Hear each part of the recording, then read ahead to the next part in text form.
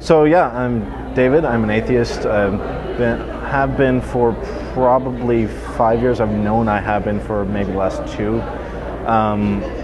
So when I should back up. I was raised Jewish, but not just Jewish. I was raised in the Transcendental Meditation movement. So this is there are a lot of sort of subtle philosophical things. They try to tell you it's just a technique, that you just 20 minutes twice a day, no change in lifestyle. If you get deeper into it, it starts looking more like Scientology. It's very significant changes in lifestyle. Don't eat meat. You give this amount of money, like send your kids to the school, which is this insanely expensive private school, where they can be taught how everything ties back to the unified field of consciousness, things like that. And I think probably the point where it really started to get weird is they believe they can fly. This is not just that they believe they will be able to eventually. That's part of it. Stage one is what they're doing right now, which is hopping around on their asses, and they think that they're flying. It's this meditation technique, sitting in lotus position, hopping around on your ass. This is stage one. They think that someday they're just going to end up levitating, and then someday after that they'll be able to fly, but only, of course, when the consciousness of the world changes. In other words, when everyone else buys this bullshit too. So this is what I was raised in. Everything was tied into that. A little bit perverse how that was somehow connected to Jewish philosophy or theology. But so I didn't first start to question religion. I first started to question that people were flying rather than hopping around on their asses. So, and this was my boss at the time had started asking me just simple, subtle things like, why don't they, if they really believe they're flying, why don't they put some pressure plates under? See if the force that they're putting into the ground is the amount of force it would take to lift them to that height. As if they're actually flying, it should be less, right? So, but why had none of them ever tried this? I mean, it's not like maybe there could be some other explanation, but they hadn't even tried. And yet they have all these supposed scientific studies that show the benefits of meditation and how meditation actually will work, how if you get a certain percentage of the population meditating, suddenly crime goes down. James Randi actually looked into this. The population in my hometown, we've got a significant number of meditators now, something like half the population, and the crime hasn't really gone down. But so I started questioning that, and after, as I started looking into that, I started to sort of question the idea of a God, but that was very short-lived. I immediately went back to it. Well, this is sort of self-consistent. I'd rather believe it than not believe it, and there doesn't seem to be a way to choose. So I kept on believing that until I got to college, and Philosophy 201, first philosophy class.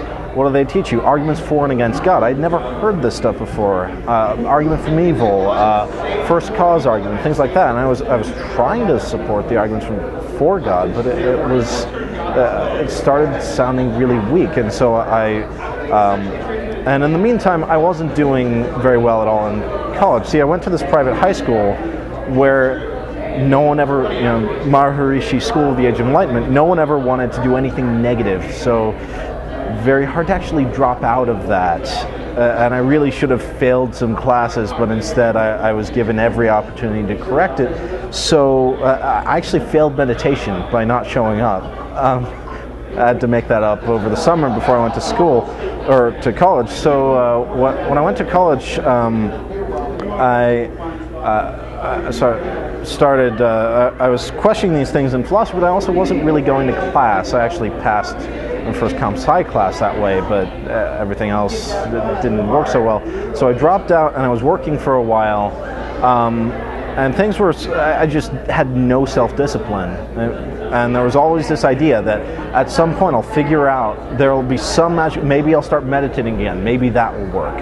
Or maybe the force is real. Or maybe there will be something that will help me fix my life, or that will just fix my life for me. And what I eventually did, I just started this really working at a startup, and I think that was the point where I started to realize maybe atheist was the right term. But really, the most profound transformation is when I finally so laid off from that for 9 months collecting unemployment. As the economy imploded and we were a startup, we did the math. And so for 9 months, I'm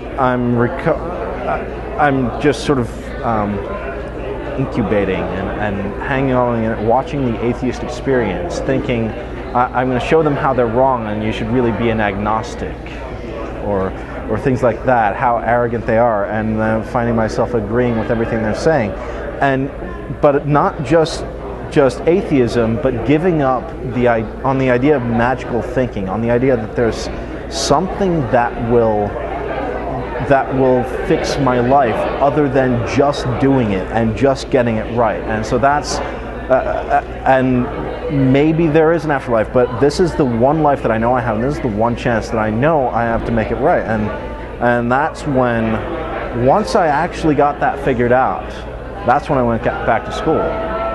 So I ended up back at Iowa State University. This same university I dropped out of is much harder to get back in, by the way.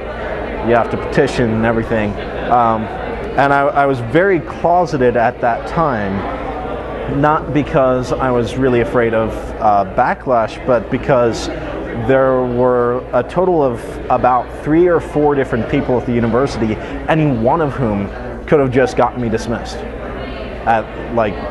They may have had to find a justification, but they could be just like, I don't like what you're doing, so I'm going to make up an excuse. I didn't want that to be an option. So, but I also made sure that I got it right, and I've had pretty much straight. I have a 1 A- since I went back to school in 2010. It's 2011. That's a 9. Yeah, 09 is when I went back to school. So, past 2 years. 1 A-, everything else has been A's, and at this point, they can't get away with that. I am out, I am loud, I'm at Ask an Atheist every Friday, but most importantly, I'm doing all the things that were on my list of things to do before I die, but that I thought I would get around to later once I figured out the magical thing to get them right. I'm doing martial arts. I picked up some ballroom dancing. I'm actually going to get a degree instead of arguing about why I shouldn't have to get a degree. So I was never, I was never on drugs or anything like that. It's not like atheism saved me from a horrible life of sin. But when you hear these stories of how I was on drugs and Jesus saved me, I find that it really is true that rational thinking and giving up on the idea of something magical saving me, that is itself a big part of what actually saved me.